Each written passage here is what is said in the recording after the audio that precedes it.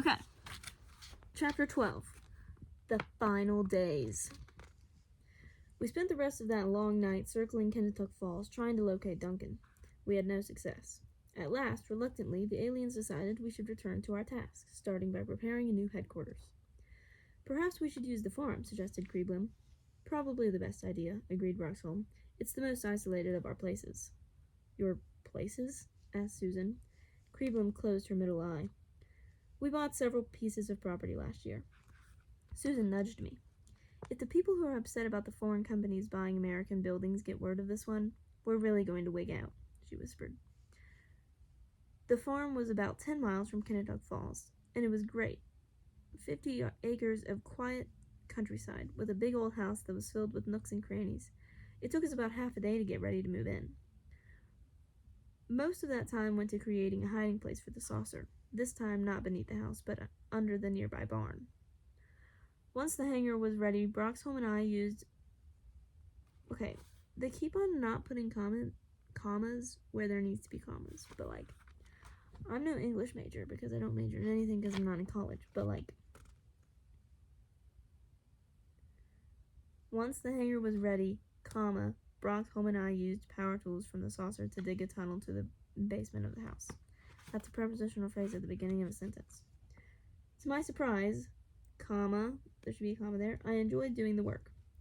It was good to do something real, and I liked working side by side with Broxholm. After we finished the tunnel, see, that was a prepositional phrase and you used a comma correctly. Big Julie returned from the New Jersey, one piece at a time. So that means he knows how to, but he's not. For all of them. I cannot say it's good to be back, he rumbled after reassembling himself in his new room. But it certainly is interesting. Things are looking bad. How about lunch? Since Susan was busy with something else, I carried 8 buckets of swamp water to his door by myself. Thank you so much, he said when I was done. Is it safe to digest? According to Broxholm, that's one reason we're on this farm, so you can burp without disturbing the neighbors.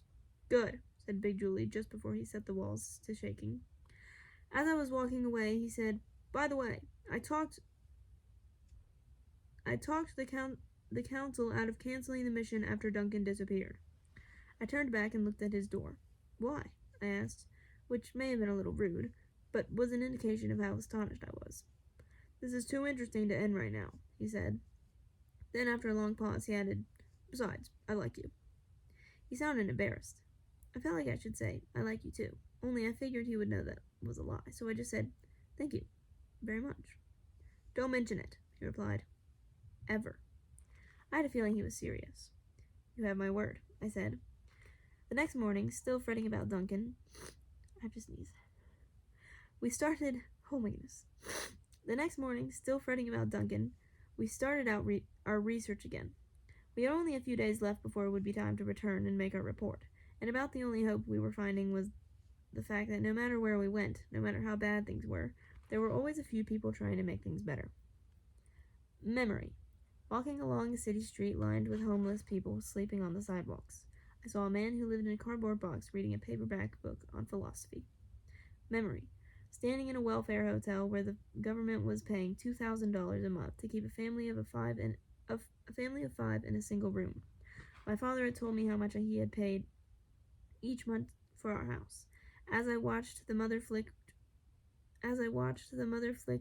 roaches from the baby's bed, I tried to figure out why the government would pay 3 times the amount to keep people in a place like this. A rat ran across my feet and under the bed. Memory. Spending a day in a hospital that was so crowded some kids had to have classes in the bathroom because there was no place else to put them. We went to another school where the kids couldn't use the playground because it was contaminated with toxic waste. In case you're wondering, that was all here, right in this country. Not that things were much better in other places, but it always seemed weirder to me when we saw it here, because our country is so rich. It's amazing, agreed Creeblim as her hair writhed in confusion. Your impulses are so good, and yet the problems go on. I don't understand it all. Bad blood, said Big Julie. Something sick inside. I hated it when he said things like that, partly because I didn't know how to argue with him. We all knew by now that the problems weren't universal. We had seen too many good things to believe that. But we also knew that the fact that humans did some good things wasn't going to be enough to convince the aliens it was safe to let us out into the galaxy, not as long as they saw the rest of the things we were doing. What I was really worried about was whether it would be enough to convince them to let us survive. Sometimes, after Broxholm and Creeblim had gone to their own rooms, Susan and I would build a fire in the big wood-burning stove in the farmhouse kitchen. Then we would sit and talk. We knew Big Julie could hear us, but after a while we got used to that and didn't let it stop us, partly because we felt we had to talk, both to work through the things that we were seeing and to try to find some way to make sense of it all. Broxholm and Creeblim didn't seem to care how late the two of us stayed up. "Just make sure you get enough sleep," Creeblim said one morning after Susan and I had been talking long into the night. Usually Susan talked to her parents first. To convince the Simmonses that Susan was still traveling with Miss Carpew, the alien set up a system where Susan could give her parents different long-distance numbers that, when dialed, would get bounced to where we were staying. Mr. and Mrs. Simmons often talked about the alien scare and said that they were glad Susan was safely out of town. "I miss my parents," Susan confessed to me one night after one of these conversations. "At least you've got parents to miss," I thought. But I didn't say that, because I didn't want to get into the game of who's the most miserable.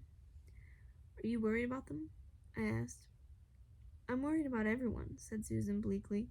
"I keep thinking about what will happen if the aliens choose Plan D. I've had dreams about that button." "Me too," I admitted. As the end of the mission drew closer, the dreams got worse.